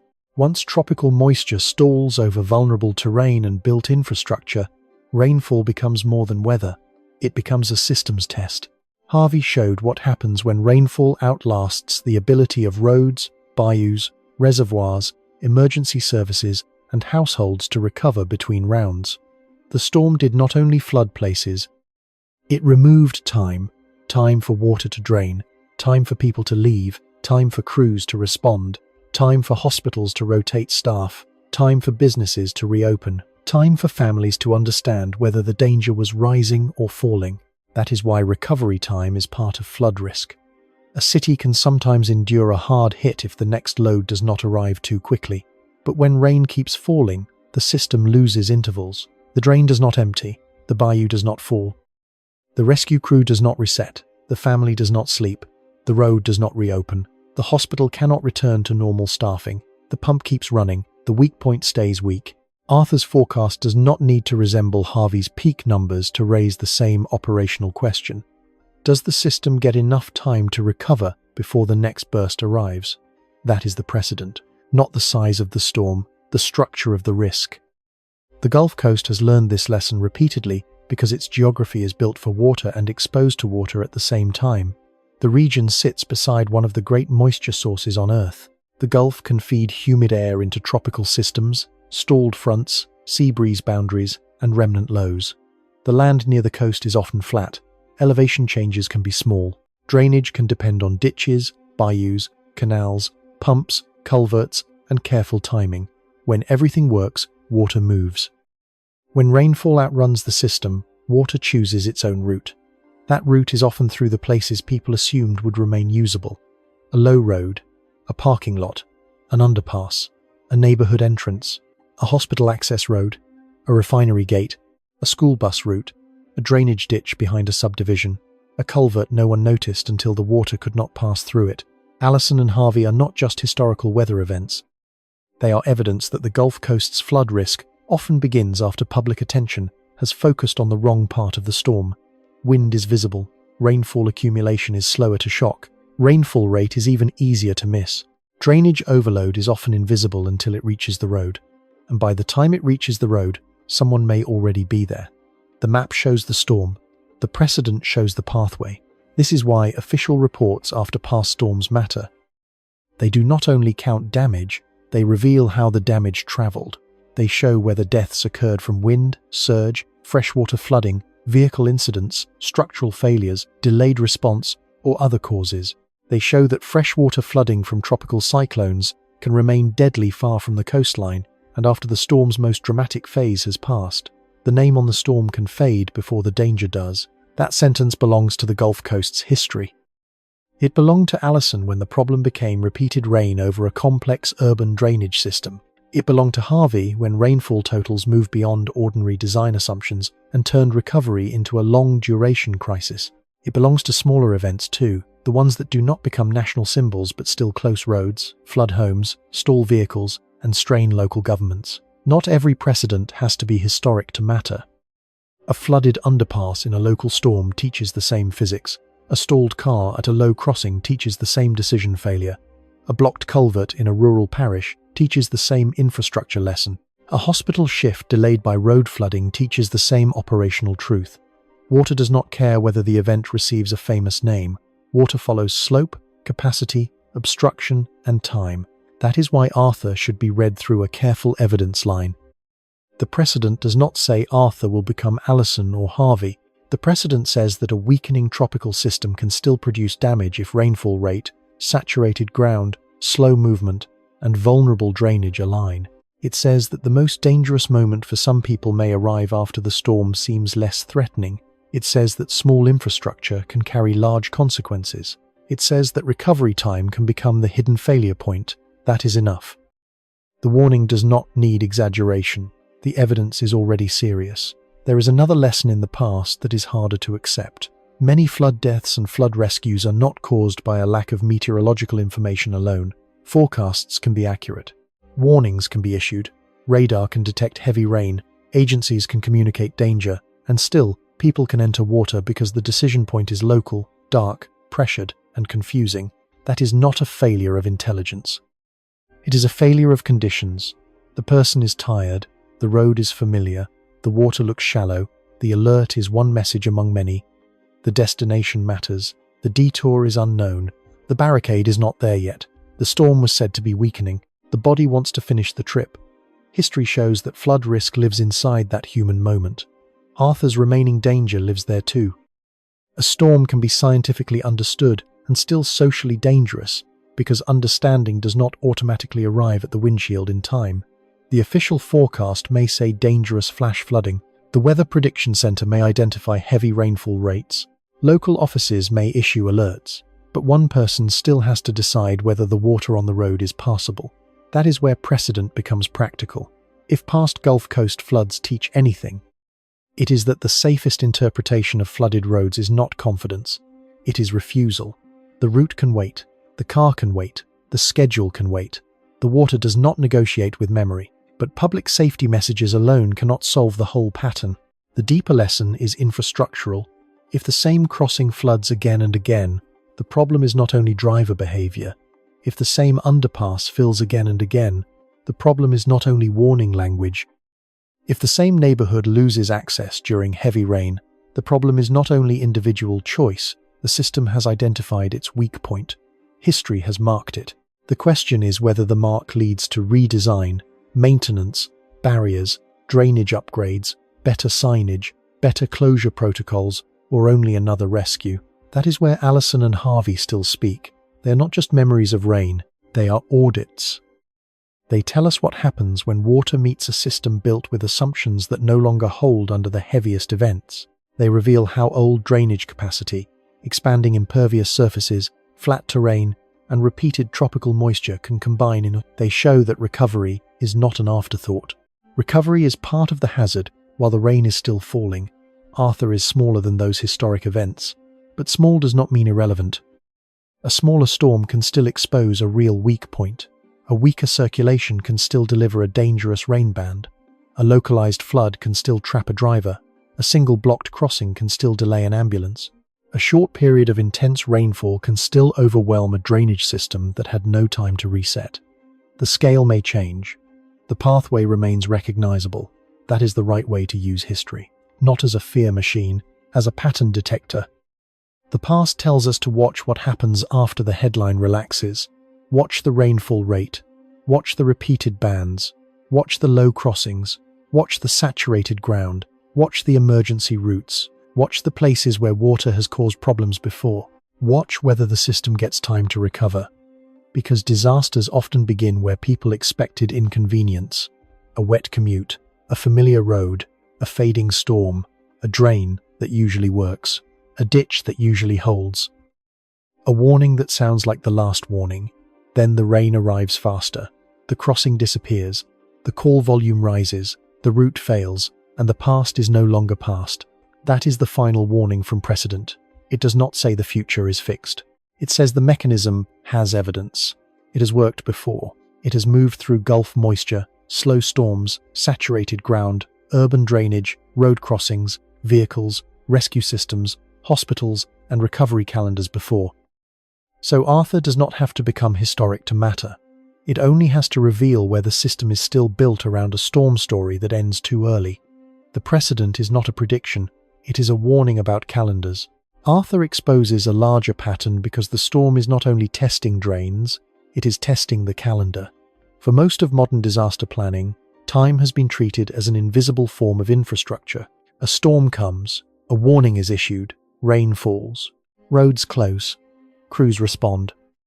Water drains, damage is assessed, repairs begin, families clean, insurance claims are filed, power crews restore service, hospitals return to normal staffing, public works departments clear debris. The next hazard arrives later. That word matters. Later. The old system assumes later exists. It assumes there is time between loads, time for ditches to fall, time for culverts to be inspected, time for pump stations to be serviced, time for flooded roads to reopen, time for wet walls to dry, time for emergency managers to reset, time for families to replace a car, return to work, sleep through the night, and stop watching the sky. Arthur is a warning because it makes that assumption look fragile. This is not only a storm event, it is a recovery calendar failure signal. The official storm story says Arthur is weakening. The system story asks whether the Gulf Coast can recover from one water load before the next one arrives. Those are different questions. The first belongs to the atmosphere, the second belongs to infrastructure, money, labor, public health, and time. A storm can fade quickly, a recovery system cannot. The Gulf Coast is not an empty shoreline waiting for weather. It is a dense operating region. It holds homes, ports, refineries, chemical plants, liquefied natural gas facilities, fishing communities, hospitals, nursing homes, schools, warehouses, drainage districts, bayou networks, interstate corridors, rural roads, urban freeways, pump stations, power substations, and neighborhoods built at different heights with different margins. When tropical rain enters that region, it does not enter one system. It enters many systems that depend on each other. A flooded access road can delay a hospital worker. A delayed hospital worker can strain a shift. A closed underpass can reroute traffic toward another low crossing. A clogged culvert can keep a subdivision cut off. A power crew can be ready but unable to reach equipment. A fuel delivery can be scheduled but delayed by road closures. A school district can have buildings untouched by floodwater but still close because buses cannot move safely. The rain falls locally. The disruption spreads relationally. That is the system pattern. Arthur is falling apart as a storm, but the systems below it still have to absorb the water as if the event is fully alive. This is where the phrase drainage and recovery test becomes more than a line. Drainage is the first question. Can water leave the surface fast enough to keep roads, homes, and emergency routes functional? Recovery is the second question. Once the water has arrived, can the system regain capacity before another burst of rainfall, another storm, another heat event, another power interruption, or another surge of demand arrives? The first question is about pipes, the second is about time, and time is becoming one of the Gulf Coast's most contested resources. The old preparation calendar is seasonal. Hurricane season has dates. Local governments run preparedness campaigns. Families buy supplies. Public works departments clear known trouble spots. Emergency managers review plans. Hospitals check generators. Utilities stage equipment. Insurance companies model exposure. Coastal communities watch the tropics more closely when the water gets warm and the season deepens. That calendar still matters. But it is no longer enough, because risk is not arriving in one clean category at a time. A tropical system can bring heavy rain before peak season feels psychologically serious. A stalled front can saturate the soil before a named storm arrives. A heat wave can stress the grid before recovery crews finish flood repairs. A power outage can occur while roads are still wet. A storm surge can arrive in a region where drainage channels are already high. A second rain event can strike before debris from the first one has been cleared. The hazard is no longer only the event. The hazard is the spacing. If the spacing is wide, systems can look resilient. A road floods, then reopens. A pump runs, then rests. A crew works overtime, then catches up. A family cleans water out of one room, then rebuilds. A hospital runs on contingency staffing for a shift, then normal rotations return. A city pays for repairs, then restores reserve capacity. If the spacing is narrow, resilience starts to disappear. The same road floods again before repairs are complete. The same pump runs again before maintenance is finished. The same crew is called back before rest is possible. The same family tears out wet material before replacement funds arrive. The same hospital staff face another access problem before staffing has stabilized. The same local budget absorbs another emergency expense before the last one is closed. That is calendar failure. Not the failure of a date on paper, the failure of enough recovery time between loads. Arthur matters because it is a reminder that the weakest part of the future may not be the peak number alone. It may be the interval after the peak number, when everyone assumes the system is returning to normal but the next load is already forming. The Gulf Coast has always lived with water. That is not new. What is changing is the way water, development, exposure, and recovery time overlap. More pavement means more runoff. More roofs mean more surfaces that shed rain quickly. More roads mean more low points that must stay open. More people mean more trips that cannot easily be cancelled. More hospitals, warehouses, industrial corridors, ports, and energy systems mean more dependence on reliable access. More insured value means more financial exposure. More uninsured or underinsured households means slower recovery when damage occurs. At the same time, extreme rainfall is a known concern in a warmer atmosphere because warmer air can hold more moisture. That does not mean every storm has one simple cause. It does not mean Arthur can be reduced to one climate sentence, but it does mean that the background environment in which drainage systems operate is not frozen in the past. Old rainfall assumptions are being asked to meet present rainfall behavior. That is a design problem. Many drainage systems were built using historical records. Engineers looked at past rainfall intensity, past recurrence intervals, past land use, past runoff patterns, and past expectations of acceptable flooding. Those methods were rational for their time. But infrastructure lasts for decades. A culvert installed under one set of assumptions may still be carrying water under another. A subdivision approved under one rainfall baseline may be receiving storms under a different one. A road built as a minor crossing may become essential as surrounding development grows. The system was built for a version of the past that may no longer be a safe guide to the future. This does not mean every pipe is wrong, it means the margin is shrinking. A pipe can still work most of the time. A ditch can still drain ordinary rain. A pump station can still handle frequent events. A low road can still be passable almost every day of the year. That normal performance can hide a dangerous fact. The system may be very good at ordinary weather and still poorly prepared for repeated bursts outside its design envelope. Arthur's rainfall threat sits in that margin. 5 to 10 inches is not just a forecast total. Isolated near spitted, 3 inches per hour are not just technical details. Together, they ask whether the drainage network has enough spare capacity, whether emergency response has enough flexibility, and whether the public has enough accurate local information before reaching a decision point. That is why this story moves from weather into systems. A weather story asks what the storm will do. A system story asks what the storm will reveal. Arthur may reveal clogged inlets. It may reveal low crossings without fast closure protocols. It may reveal neighborhoods where water always backs up, but fixes remain delayed. It may reveal hospitals dependent on routes with too little redundancy. It may reveal workforces that cannot stay home because wages, schedules, and care obligations leave no room. It may reveal how quickly an alert becomes useless if the road has already changed. These are not side effects. They are the event as people live it.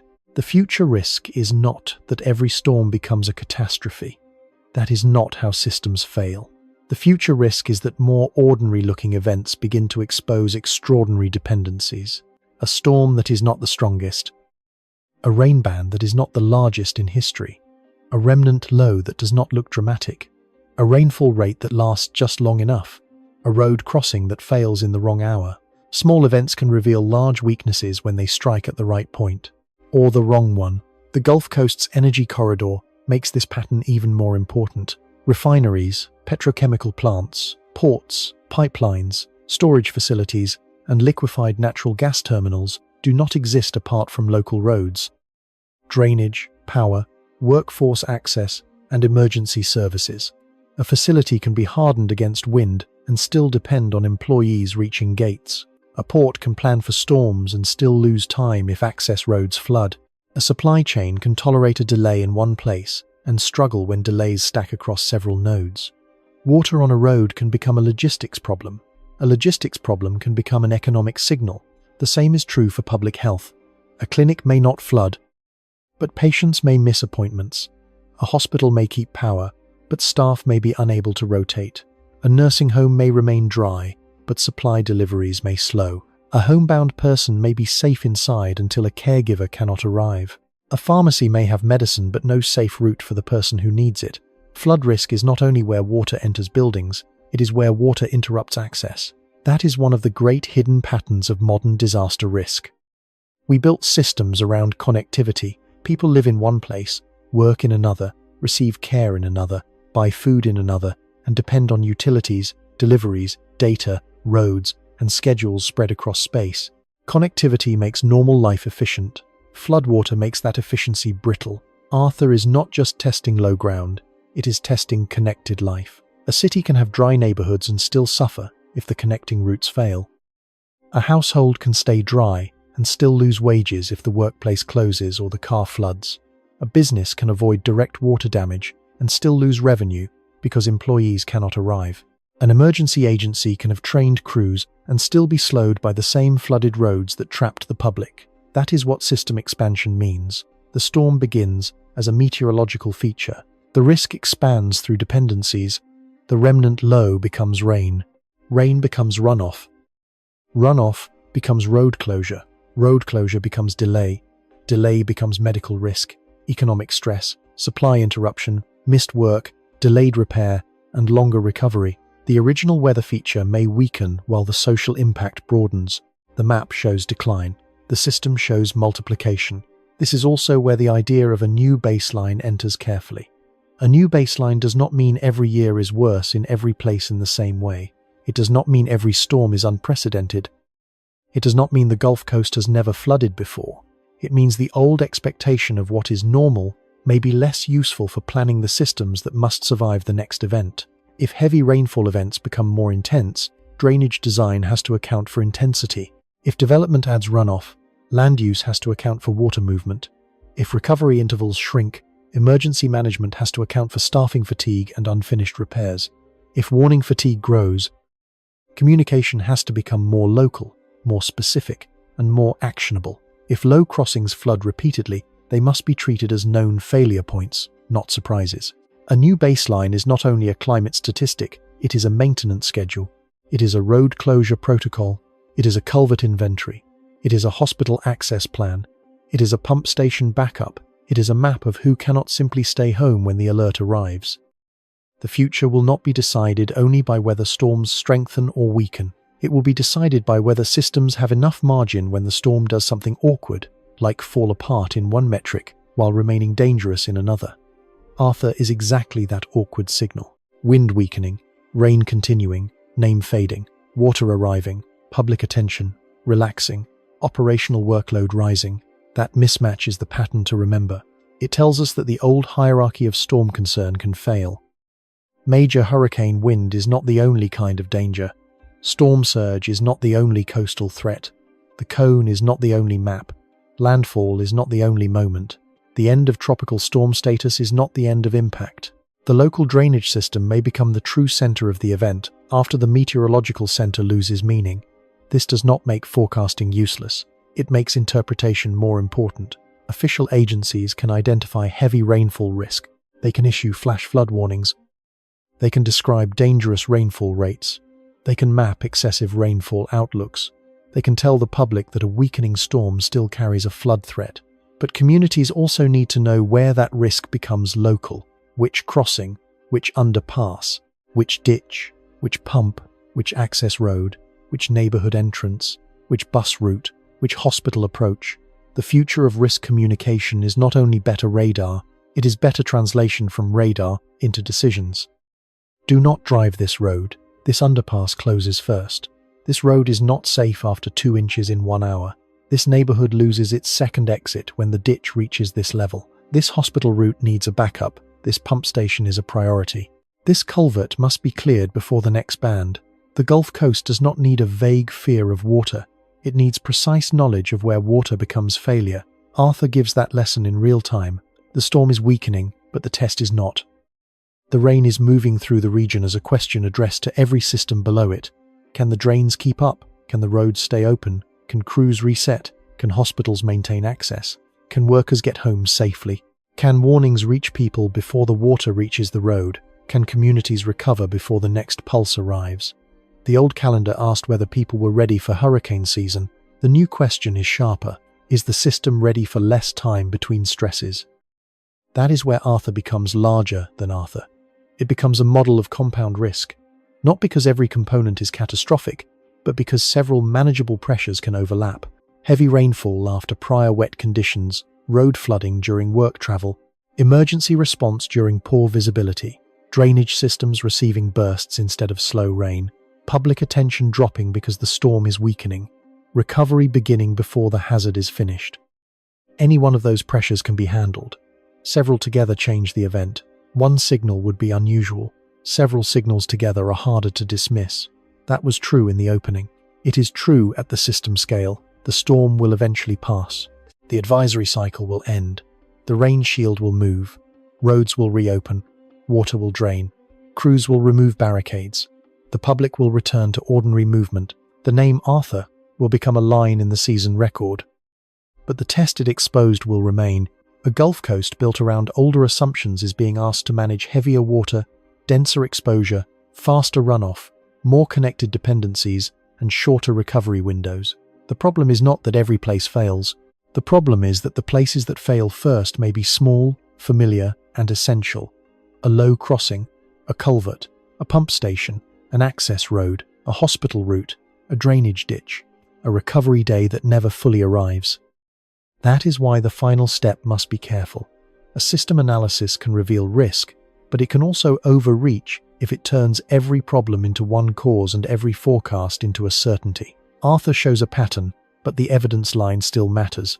Not every failure belongs to Arthur. Not every coincidence is causation. Not every future storm will follow this script. But the warning does not need exaggeration. The evidence is already enough. The warning does not need exaggeration. The evidence is already enough. Arthur does not have to become a historic disaster to matter. It does not have to match Allison. It does not have to become Harvey. It does not have to keep tropical storm status. It does not have to produce the strongest wind of the season. It only has to do what official agencies already said it could do. Carry heavy rain into a region where water moves through roads, ditches, culverts, bayous, pump stations, hospitals, work schedules, and human decisions. That is the evidence line. Arthur weakened. That part is real. The National Hurricane Center reported the loss of tropical structure. The wind number declined. Coastal tropical storm warnings were discontinued. The public storm image became less dramatic. The center no longer carried the same meaning it had when the system was organized over water. But the rainfall threat also remained real. Official forecasts continued to describe heavy rain. They continued to warn about flash flooding. The Weather Prediction Center continued to watch rainfall rates, saturated ground, slow-moving convection, and the possibility that water could arrive faster than local systems could move it away. Both truths can exist at once. The storm can weaken. The flood risk can remain. That is the part this story has been trying to hold in focus. The first truth is meteorological decline. The second truth is operational load. Confusing one for the other is where risk begins. But the evidence line also requires restraint. Not every flooded street can be automatically assigned to Arthur without local confirmation.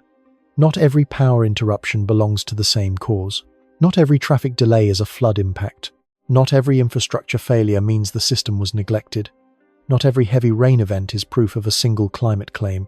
Not every future storm will follow the same path, stall in the same place, or produce the same rainfall rates. A serious warning does not need false certainty, it needs clarity. What is related, what is only happening at the same time, what is still unknown, and what is dangerous, even without exaggeration. The related facts are clear.